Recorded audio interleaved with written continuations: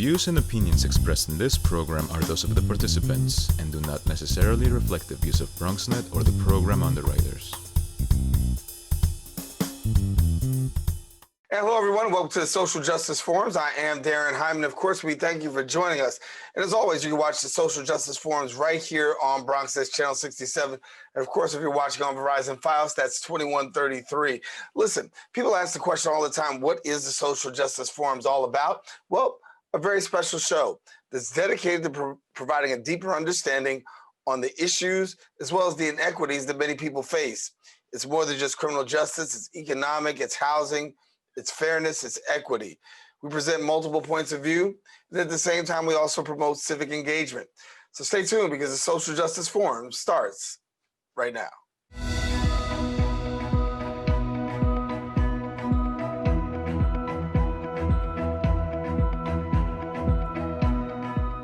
And welcome back. The 2020 presidential elections are historic for many reasons. One in particular, Kamala Harris being the first African-American woman, as well as the first person of Asian descent elected to be vice president of the United States. This comes during a period of intense racial injustice. People are being attentive to the country's political justice system, political system, the police system, the legacy of racism, as well as the disproportionate use of violence in communities of color. It's a moment where many people of color particularly are also having crucial conversations about history, race, and anti-Blackness within their communities. And while many people are discussing being Black, Afro-Latinx people are not included in the conversation. Our next guest was the first ever to be an Afro-Latino woman to run for vice president of the United States in the 2008 Green Party ticket, and also a leading scholar on the issues of the Afro-Latinx identity. We're pleased to be joined by Rosa Clemente, who is also an activist, a political commentator, as well as an independent journalist. And Rosa, good to have you. Oh, it's good to be with you. Thank you for having me. We'll start off with the initial question. As we are headed now for a change and a transfer of power, we mentioned in the intro, Kamala Harris being that first African-American woman and woman of Asian descent to actually be elected to the vice presidency of the United States. Tell us a little bit about just your thoughts on this whole transfer of power. We're going to receive a new president-elect. Yeah, if there's not a coup by the current president, I don't think people are really understanding the serious nature of what is happening. It's not really about him conceding. He actually does not have to do that. That's not a legality. It's him and really rallying up his base to prepare for his eventual removal from the White House, whether on his terms or not. And how his base, particularly white supremacists and white militia, what they are preparing for that inauguration week, days, or now, or, right after Biden and Harris are in there, so I think people need to really, really pay attention on that. I think it is history has been made. It's the first Black woman of color, Asian descent woman, Indian woman who is the vice president, so as a historian, and I always understand the nature of historical first and what that really means, especially for a lot of young women, young men, young non-gender binary folks that, are seeing someone that could reflect them. I mean, obviously that also happened in 2008 with President Obama, and I would just hope that people understand that, what got them in there was obviously the vote by African-American women. And that is very important for them to keep being told that, but it's going to be like very critically important that movement on the ground already start holding them accountable, because some of their potential cabinet picks are already very problematic. Even before they announced them. And as someone who's in a third party, and like I said, we can see at some of the cabinet picks already that they're digging in that well of corporate Democrats, warmongering Democrats, and Democrats that have a hard line on immigration. Well, what gives you pause? Jeb Johnson, he was the head of Department of Homeland Security.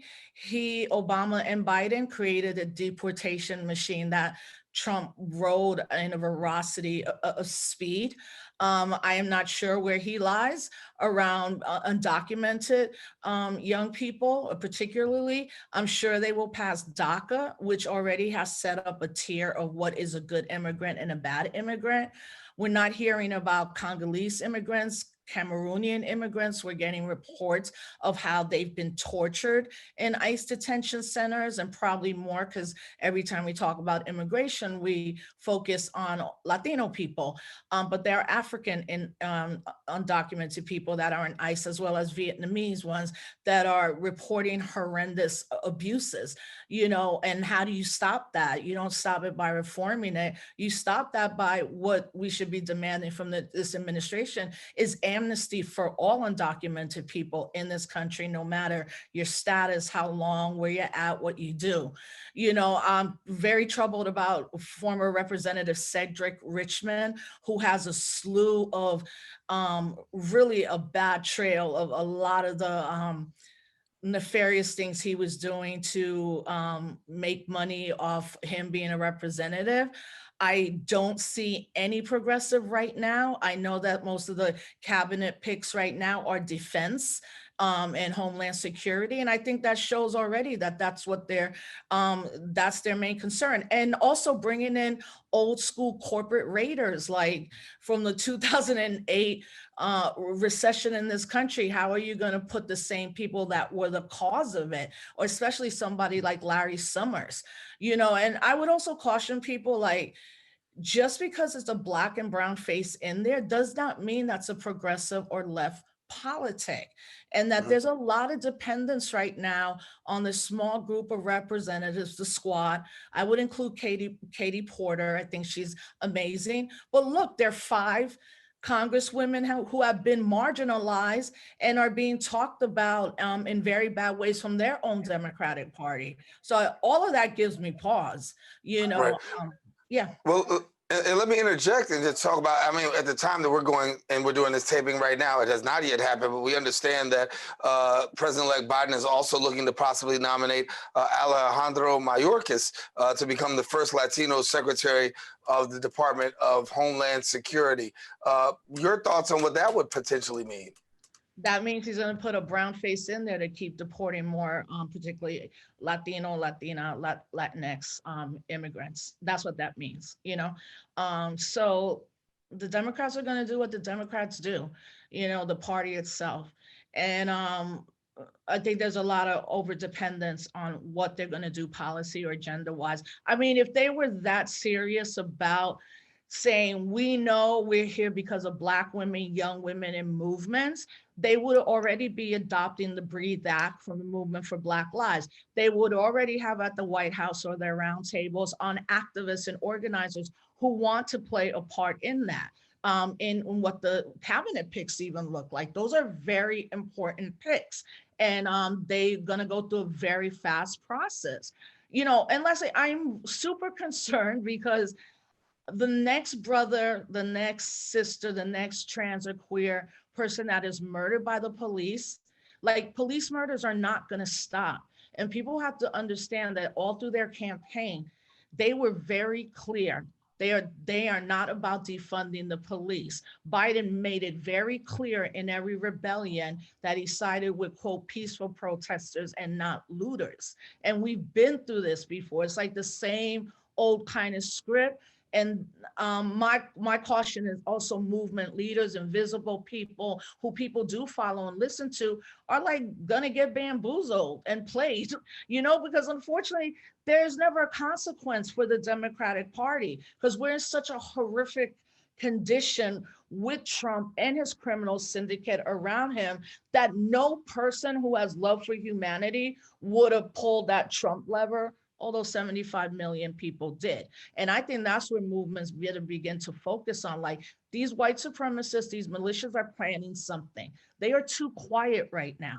They are planning something. They're planning something with weapons, with takeovers. I mean, history shows, well, like, if we look at Reconstruction, the post-Reconstruction era, That's when the KKK came up, the Jim Crow, lynching, and all of that, because at that moment, Black people were coming out of slavery and beginning to engage in not only politics, but self-determination in their communities. So there was that backlash. Except now that the white lash is visible and they don't care and they go on TV and they bail out like they just did this week in Kyle Rittenhouse, someone who went to the streets of Kenosha, Wisconsin, killed two BLM protesters, and now is out on $3 million bail, mostly from Trump supporters, where he had a party last night and was posting from his party. He killed two protesters. He's out on bail, and he has now become a symbol of, I don't call it the far right, but the white supremacists and militias and what they're preparing to do. Let me revisit something that you said just a few minutes ago, because you said there is a need for concern, given the fact that you feel as though the Trump base is kind of like quiet ever since his defeat. Nothing has really been said. Do you feel, and you're feeling like there's going to be a militia movement possibly, potentially, after this is all over with, when we see a Biden presidency take effect? I think there's going to be actual militias acting out in the streets. I think they are going to go around and kill Black and brown people. And his base, like, it's not his entire base, obviously. But when his base goes from 33% 3 weeks ago thinking the election is fair to now 77%, you're talking about 75 million people that voted for Donald Trump. They are not going to let that go. And it could go from anywhere to, your social media tweet, but also to unleashing those who would use physical violence, who are looking to target particularly Black and brown people. I'm in Albany, New York, 2.5 hours outside of New York City. The Proud Boys, one of their biggest chapters is around the corner meeting where I live. Okay, this is Albany, New York. And we've had them here for over 3 years, but what does a Proud Boy look like in Mississippi or Iowa, where there's major Latino communities that always have been under attack, that work in the meat packing industry? So yeah, I think they're planning a whole bunch of levels of disruption. And I'm also caution people, like, I in no way believe that we should be working with the Republican Party at any level. And it already, for me, is like, why are the Democratic Party, the winners, saying we're looking forward to working with our colleagues? Your colleagues that still won't concede an election, that are trying to steal the election, there's no like common ground right there. And I know people are saying, well, how do we bring the country together? Elections don't bring the country together. They never have. Only way to bring the country together is to apologize for slavery and beginning the reparations process for African Americans and dealing with that original sin. So usually it's the Democrats who are like, already, let's sit with them. I am happy to hear AOC and her squad and a couple other people saying, listen, you got here and we're keeping you to these promises. And also these Republicans, we're going to remember them when we're in power. And when that power happens, as the Democratic Party, they should, movement should ride it as hard as they can to have some relief for the majority of our people in this country. Most people know that you are a member of the Green Party, and that's not Democrat or Republican. We talked about Democrats and Republicans, but you ran on the presidential ticket on the Green Party, vice presidential candidate in 2008. Talk to us a little bit about that Green Party, because most of America usually falls Democrat, Republican, Independent, but then the Green Party continues to grow and continues to rise. Acquaint people with the Green Party who may not be so familiar. Yeah, I mean, I think the Green Party could have risen more and potentially been what we would call a major party, which means that in a presidential election, we would get 5% of the electorate. But I think two things have happened. Post me and Cynthia running, the Green Party really did not clear out like this old vestige of white liberalism and white racism within the party, particularly from older white men. So instead of having, like, let's say me or Cynthia become the spokesperson for the party, where we could have helped grow it locally, the Green Party started losing a lot of what me and Cynthia brought in, not the politics, but the changing nature of an electorate. So then here we have 12 years later, where the Green Party is actually at a very weak point and being removed permanently from states because they're not able to bring home the votes they need in a presidential electorate. And also I look at 2016, and there are still people like they did in 2000 where they blame Ralph Nader for Al Gore losing. In 2016, much of the blame fell particularly on Jill Stein of why Hillary Clinton lost, as opposed to say, well, maybe Hillary Clinton lost in Michigan and Wisconsin because she never went there. So I know that this year was a very hard run for the Green Party ticket because so many people were nervous about, quote, a third party upending a Democratic win. And if that it could have happened in that way, I think we need to really examine the fact that there are so many young people that literally felt they had no choice but to vote for Biden. And that's not how it should be. There should be more than a Green Party and a Libertarian Party and a Democratic Party and a Republican Party. Third parties should be flourishing. But right now, with the corporate kind of duopoly and the amount of money that it takes to not just run a presidential election, we could look at the upcoming mayor's race in New York City, where that'll probably be a $1 or $2 billion election for whoever the mayor becomes the candidate and wins. So there are local wins in the Green Party, and the Green Party is growing, definitely like in California, Ohio, Minnesota, but it's not growing in the way it should be growing in the Northeast. And I think part of that problem is that the Working Families Party exists, but often the Working Families Party ends up aligning with the Democratic nominee of whatever race. Mm-hmm. For yourself, talk to me about Latinx voters. We talk about African Americans making that difference, particularly in Michigan in this particular presidential election, Pennsylvania, Georgia. And what gets lost sometimes is when we talk about brown faces, the Latinx culture. Talk to us about the influence of the Latinx culture coming into the area of politics, particularly as we move forward. We understand with the census, in particular, that when we deal with the census, that Latino population is going to be the majority in just a short amount of time. Yeah, so, even calling it the Latinx vote, right? Only 2% of, quote, Latino people even use that term. I think it's another term that was ascribed to us by not us for our community. But I do understand that there's an umbrella way that we look at demographics anyway of those who are part of the electorate. So if we were to just, for the sake of this conversation, say Latinx, 60, 65 million of us, I mean, there's a diversity in that as well. And the one thing that is missing in that conversation is those of us who identify racially as Black and say we're Afro, Black, Latino, Puerto Riqueño, Dominican, and all of that. But I did find it, interesting that in all the op-eds that are coming out, mostly by like white people telling us like completely erasing the Latino vote, is that, Pennsylvania, Biden wins that.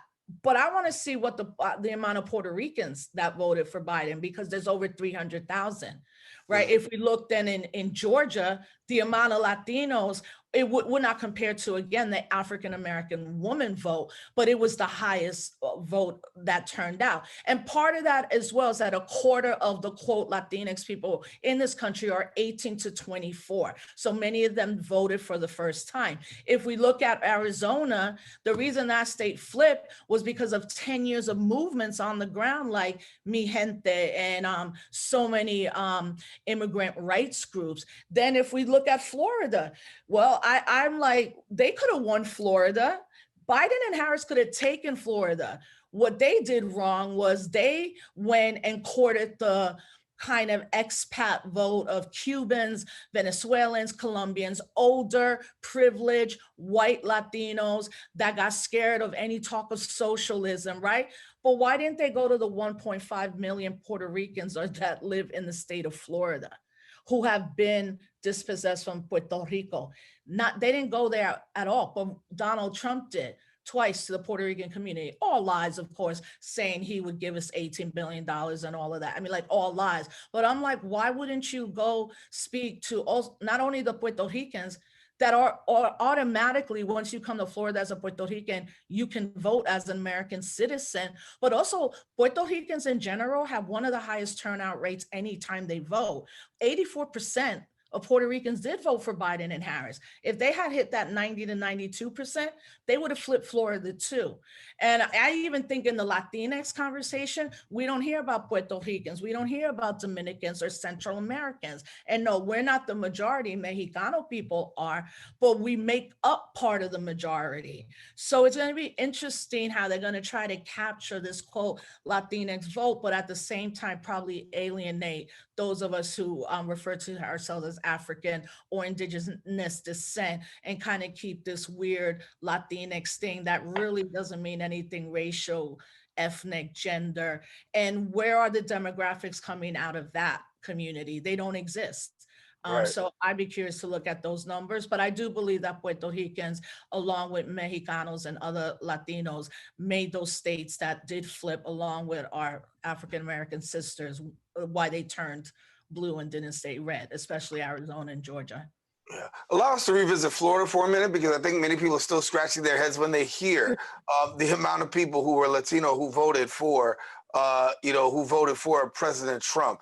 How do you break down that demographic? And again, help us to understand, what is the argument that was made to win these people over to say, hey, I'm gonna punch the vote for Trump, when we understand what happened in Puerto Rico, when we understand what he said about immigration, when we understand all of the vile things that has been, bought out by mouth and also by action, but yet and still you see those push the lever for him. Give me a little bit of more background into why people made that decision. Yeah, well, again, the Puerto Ricans in Florida, 82% voted for Biden and Harris. Okay, so we're talking about 18% that didn't vote or maybe voted for Trump.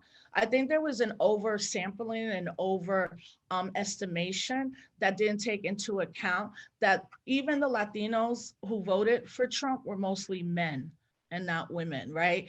But one thing that is important to note in Florida is that there are people still who fled Cuba during the revolution, and they still harbor resentment, animosity, and hate for anybody that would talk about communism or socialism. And then you have a growing group of expats that have been forced out of Venezuela and Colombia. So the way I would look at those is these are also usually lighter skinned Latinos who have some sort of privilege, who are very scared of anything re-socialism.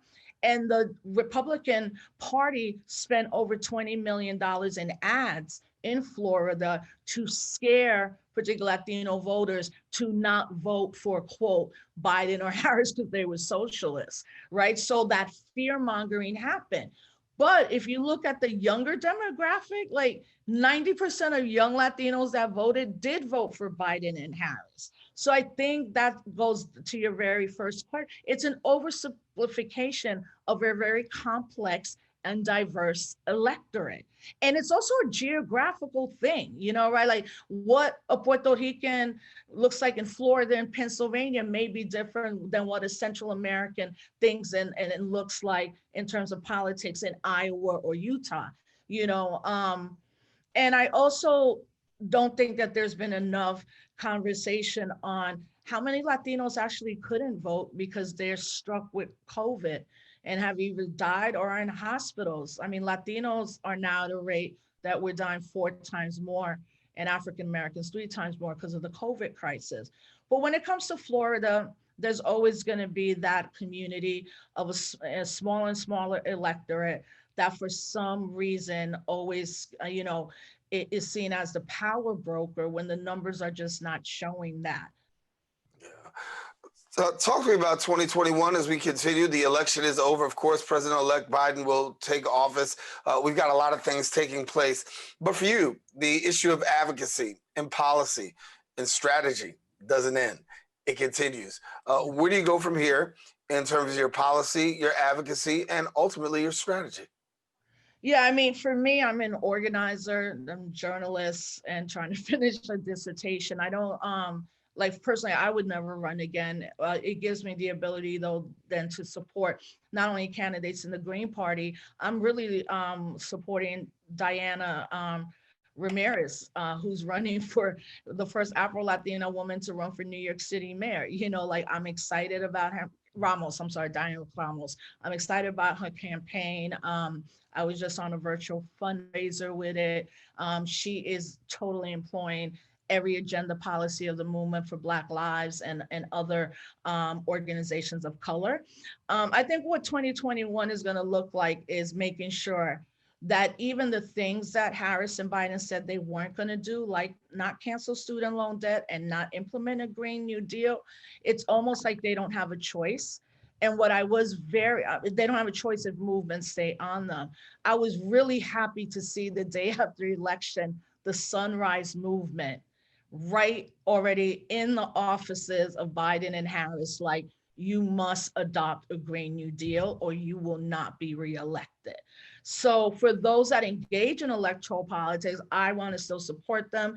I want movements to support them. I also want us to also always understand that voting is not essentially, the ballot doesn't free us, is what we do the day after our vote. And that our movement should now not just be about getting people into office. We got to rebalance that.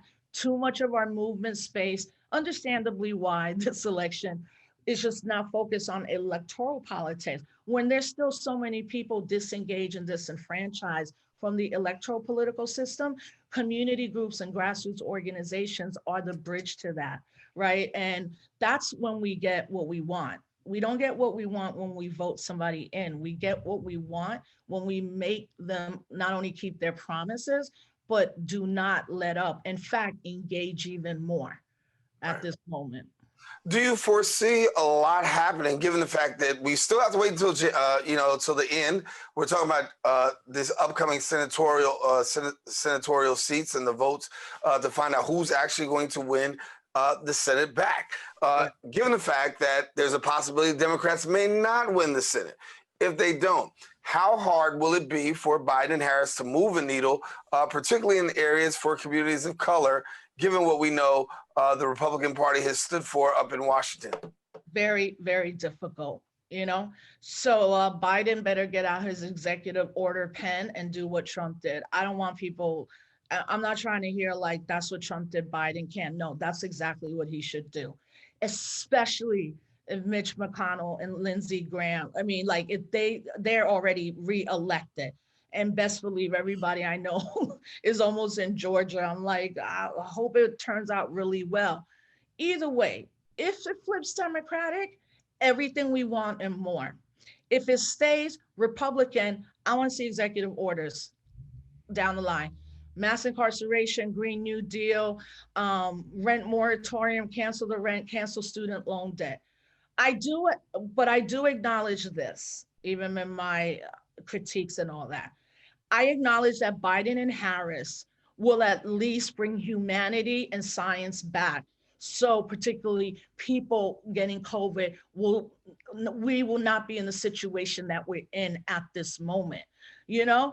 But what do we got, 60 days left? This dude could do anything in the next 60 days. So it requires us to be ready, not travel, but be ready to get in the streets if we have to.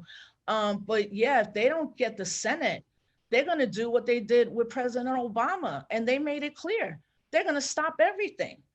They're not going to let anything through, which then requires us to even double our efforts in the streets to make sure that at least around the COVID crisis and evictions and insecurity around food, those have to be fixed immediately, and they can be fixed immediately. Like, don't give the Pentagon $1 trillion.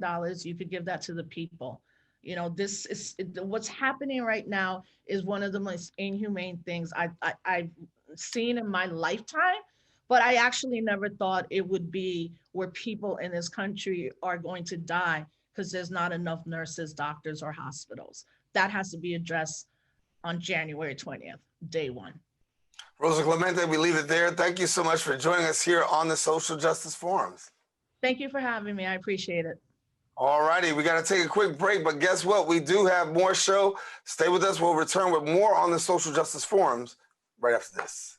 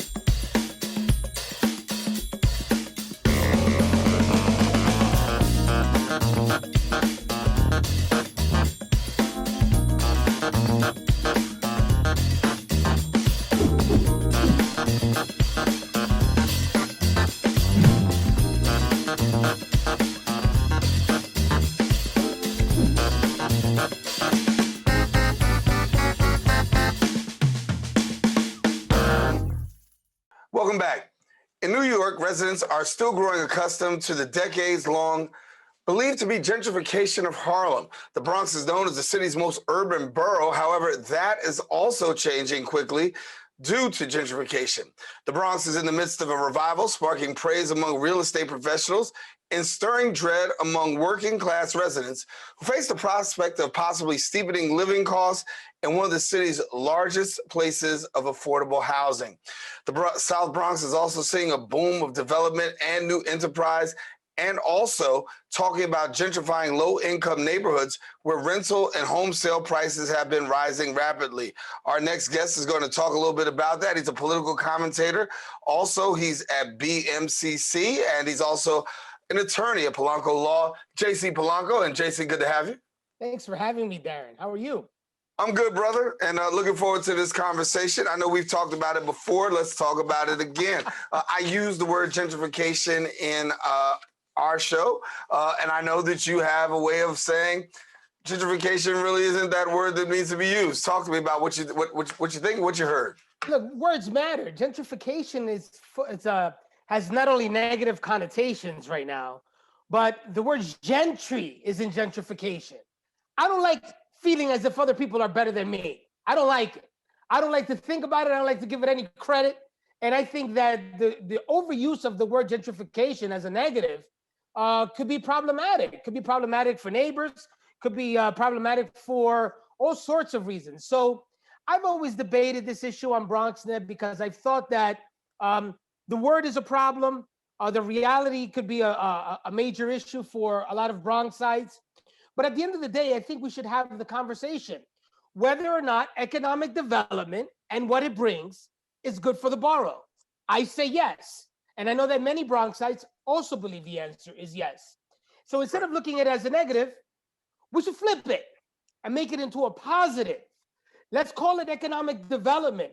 Let's call it reimagining our community. That's what's happening, Daren. And unfortunately, it's such a negative connotation to that word that I was in a debate a couple of years ago on BronxNet. Wow, did I get crucified on the comments? And I apologize for using that term, Pastor.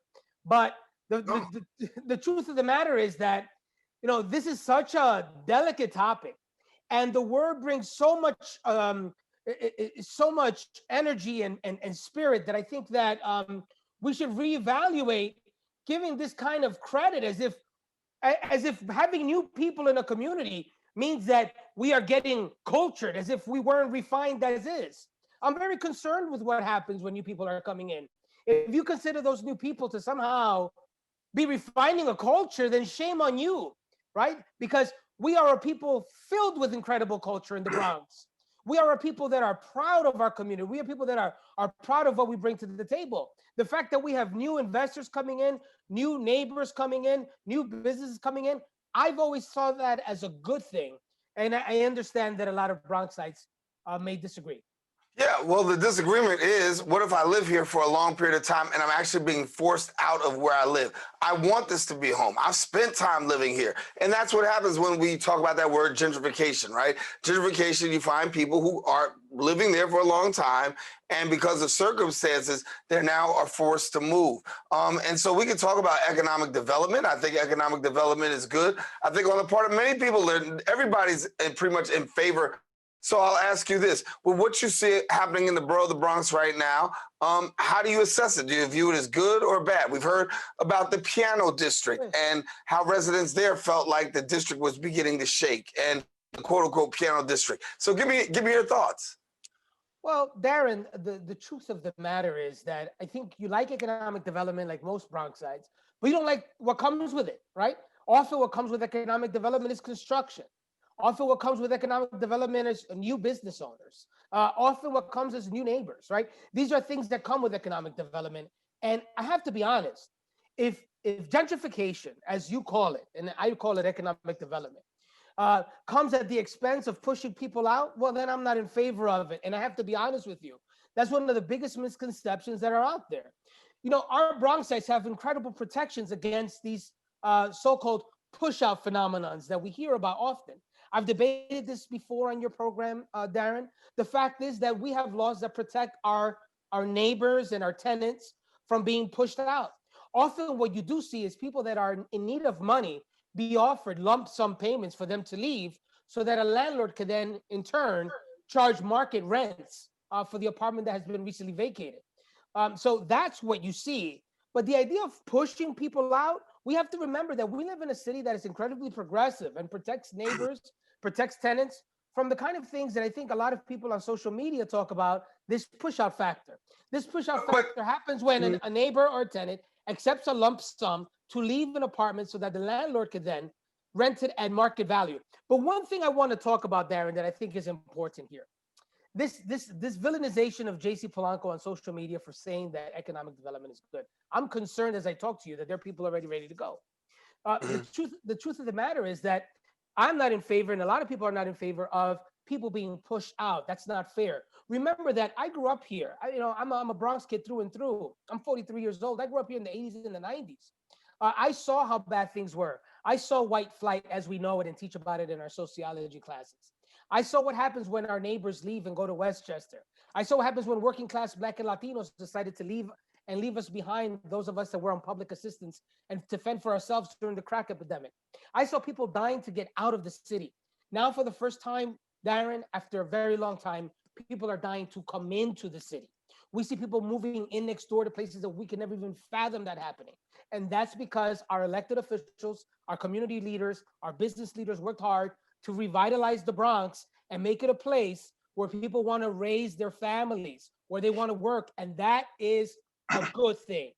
It's a good thing to want to come to the borough of the Bronx. I think that's amazing. I think it's good for people who want to come to New York City. The problem is right now, the way that the city is set up, and let's talk about New York City in general, people can't afford it. Yeah, New York City is expensive. San Francisco is expensive. Cities are expensive, Daren. We have to be mindful of the fact that the forces of supply and demand are going to be ever present.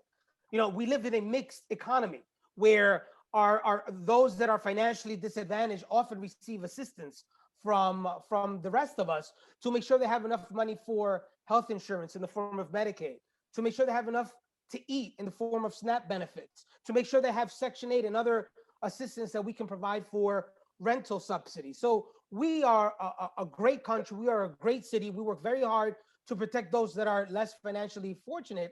The fact of the matter is that New York City, like other cities, are very expensive. Sadly, at the same time, and I think this is important, and this is where some of your viewers, whenever they see me on your screen, are ready to turn it off. But this is an issue I need to speak to your viewers about. When we have tenants that are paying 35 and 50% less, and some even more, than the market value of an apartment rental. That means that the next vacant apartment will have to pay more in rent to make up that difference. If not, there is no way that a landlord, small or large, will be able to pay for the fixed costs of operating a multifamily dwelling. That's I mean, think about it. Let's say we have 4 tenants and 2 of those tenants are paying 50, 60% below market value. The next 2 tenants are going to have to pay that much more to make up the lost income that's coming in from the subsidized or regulated rents. That's the reality. So that's what new families are experiencing. So those new college graduates, those new families trying to get their feet on the ground that want to live in New York City are finding enormous rents when they go out to rent for the first time. Much of that has to do not only with market forces, but with the regulation of some of those apartments that don't allow for the small mom and pop multifamily landlord like you and I, Daren, could be, to even pay our insurance, our maintenance, and our gasoline and oil, our gas and oil for a multifamily dwelling. So there's some serious things that we have to examine. And yes, there is another issue. When you look at other places like California, other large states like Texas and Florida, they all have other cities that are largely populated. So we are solely concentrated in New York City. Maybe it's time for us to talk about infrastructure, to talk with business owners as to how we could expand other parts of the state, like Syracuse, to maybe be a hub for new employees so that they can go out and find new places to live and businesses, new places to operate. But we have other beautiful places in New York that may be better viable options for people to consider. Albany, Syracuse, Buffalo. We could go down the list of other cities that I think if businesses were to dedicate money and infrastructure to, we could see a lot more people raising their families in places that could otherwise be more affordable. Now, if you want a guest to tell you what you want to hear, right? I'm not the guy. I'm just being honest. I think we have great places, Daren, and you know this well. Syracuse needs economic development. Why don't we consider working with Syracuse and other cities to see if we can get some businesses up there and maybe perhaps expand New York to other cities like other states have. So we're not. But Jay, I have no problem with that. Listen, and everybody knows, I'm a Syracusean. But here's the thing: if I'm living in New York, I feel like I want to have the option. I want to have the option to live where I want to live, and not almost have to be forced because of economics, because of this, to have to move out and find a place where I don't want to go. If my family grew up here, it's if I grew up here and we grew up, that's not it. My sister's a perfect case of example. She won't live with me. She likes living in New York City, and I don't blame her. This is what you knew. This is where you grew up, and I think that you should be afforded the opportunity. I think the problem is that people are actually being priced out. But I'm gonna come to you from another perspective right now. We're talking about COVID-19, and we're talking about a lot of these businesses right now who used to do business in New York City may not be taking up that rent space to do business anymore. Could we be seeing a huge rental crisis as well as also, a economic crisis, given the fact that we see unemployment rates being sky high and what's going on now? Of course, I think that market forces will be present. I think considering that so many of us are using Zoom like we're doing now, I think it's clear that rents are going to decrease a great deal in Manhattan, especially. And I think as the economy suffers because of COVID, we're going to see more people being laid off. And it is why it's so important that the government steps in to support our people in this time of need. These are tough times. These aren't regular times. So, we're talking about economic development and issues of expansion of economic development in other cities, assuming we're going to get back on our feet because a vaccine is in the horizon. But these are terrible times where people are having an impossible time just paying their rents as is. So, I understand those concerns. First, to your first issue as to I want to live in New York City. I love New York City. I'm from here. I graduated college and came right back to the Bronx to teach because I love, and I wouldn't live anywhere else. So I understand that a great deal. I'm just concerned about what happens to expectations. What happens to new families when they see themselves being priced out? These politicians, that means so well don't want to be honest with the fact that the more regulation we place on rent control, the more expensive we make it for new young families to get on their feet. That's a fact. And I think was something that we should at least discuss, because if we don't take that into consideration, we're going to continue finding ourselves being priced out of places that we want to live. If we continue to have people pay, 35, 50, even higher percentage less than what an apartment is worth, somebody has to make up that difference. And the law allows for new tenants to be the ones that have to pay the market value. That's the problem for me. And when you say that, it puts people on the defensive, because that means that the rents are going to go up so high. The fact of the matter is that the rents, if you consider the market forces of supply and demand with the responsible regulation that I think must be in place, you would see rent lowered for new families to be able to rent in new places. And then at what point do we now recognize that some families may not have the option of living in New York City? What if that actually happens to be the case? If a politician says that, he'll never get a vote. But what happens when you have to tell a family you do not make enough money to live in New York City, even with all the subsidies, right? Does that mean that that people are now going to have to create new buildings to make room for these individuals? Well, we do that now. And Mayor de Blasio promised over 220,000 developments. I don't think he's anywhere close to that, 22,000 units. But we've gone above and beyond. The question then becomes, to what point? I mean, what do Bronxites think? I would love to know what Bronxites think. If you cannot afford to live in an area, what do you want there to? What's the solution? What's the conclusion? That the government subsidize the rent? Okay, we'll do that. That we provide new additional units? We'll do that. What if that's not enough? And that's when people get frustrated, and that stress leads to a lot of negativity here in New York City. We should realize that, hey, no matter how much I'd like to live on Reed Street down by Tribeca, that's not going to happen, right? So we look for places that we can live and raise our families. And that's why many of our immigrant parents came here. They sought a better opportunity elsewhere where they too can have a better option of raising their family. We should really talk to New Yorkers about having that discussion. Sometimes New York City may not be the place because you can't afford it. And no matter what we do, you may not be able to afford living in New York City because of the market forces, even with having a mixed economy and subsidized rents and the like.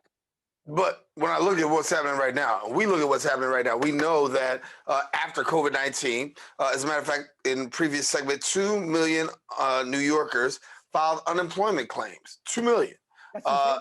It's bad out here, right? And we understand that it's bad out here. So with the way that it's going to be moving towards the future, we know the economic state of New York as a state already has some huge, it's going to be years for us to be able to really come out of what we've had based on COVID-19. And so I guess the anticipation is you will see more people unemployed, and you also will see more people potentially homeless, given the fact that you can't afford where you are.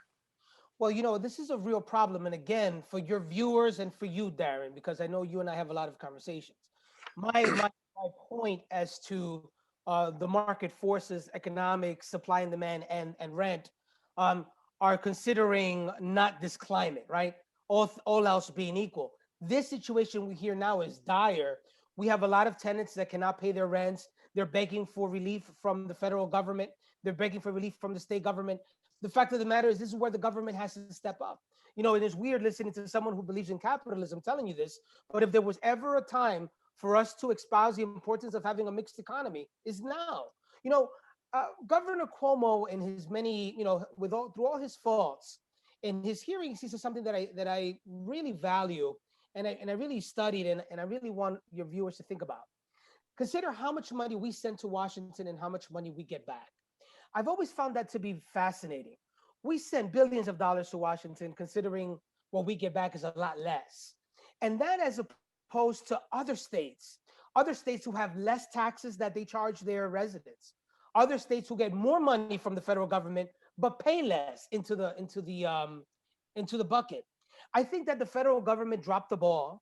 I think that the federal government now needs to really step up and make sure that state and local governments have the money they need considering the pandemic. And that may mean rent relief for tenants and for small business, small mom and pop landlords that are suffering a great deal by having tenants that aren't paying their rents, and it's really killing them because a lot of these small landlords have to pay their mortgages and they're dependent on that rent. So it may be the time right now for the federal government to consider what's happening in New York, considering how much we've been devastated, consider that we are sending a lot more than we get back, and that something, again, Governor Cuomo, I don't give him a lot of credit, but this was interesting to me. How many more of those states across the country depend on New York for our taxes? Yet those are the same elected officials that in Washington vote against helping us out right now.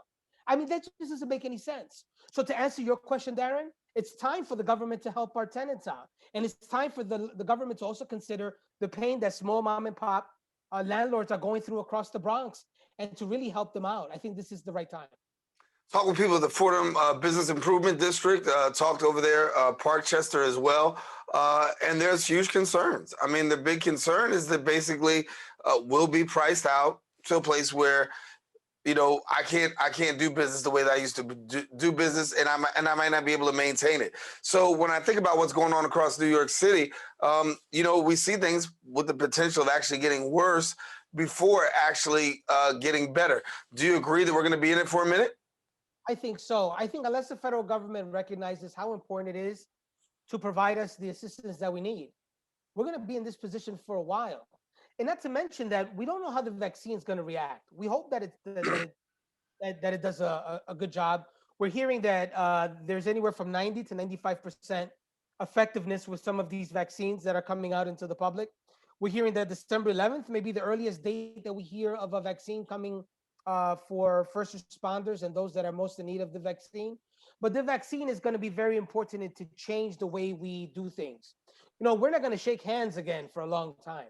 We're not going to be able to walk outside without a mask for a long time. We're not going to be able to sit with each other in offices without social distancing for a long time. And, you know, that's going to require the federal government to do its part in assisting New York get out of this mess.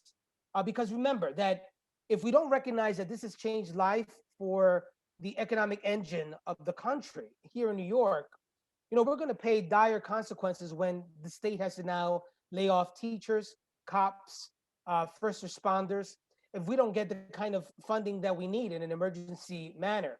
You know, we'll talk about, and then I'll come onto your show and talk about the responsibilities of, you know, correct budgeting and tax cuts, and we'll have those conversations because I think they're important. But when it comes to a crisis like this, you know, it changes the conversation, and we have to come in and come together as one, and make sure that we protect our most vulnerable and those that are the most financially disadvantaged. And I think when you're looking at it right now, and you really look at what we're dealing with, I mean, you're talking about a situation where mass transit is about to see massive cuts, and if mass transit has to see massive cuts, you have to know, to the average New Yorker, there's going to be a huge impact. I mean, just think about the mass transit in New York City is how we get to work, right? It's how we get around, millions of us. You know, cutting that is going to be devastating for us as a city, and more importantly, it's going to be devastating for our infrastructure. Our infrastructure has needed to be redeveloped for quite some time. We started off our discussion today talking about economic development and what it brings. It brings new people. It brings new neighbors that weren't here before. We all of a sudden see an increase in the population in New York City.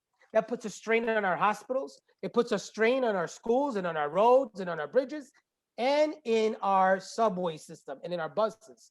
So, you know, this is a time where we really have to consider how those cuts to mass transit, even though we're experiencing economic turmoil with getting people to work in the city, as most vacancies are happening in Manhattan, is still the pipeline for how we get our economic engine going.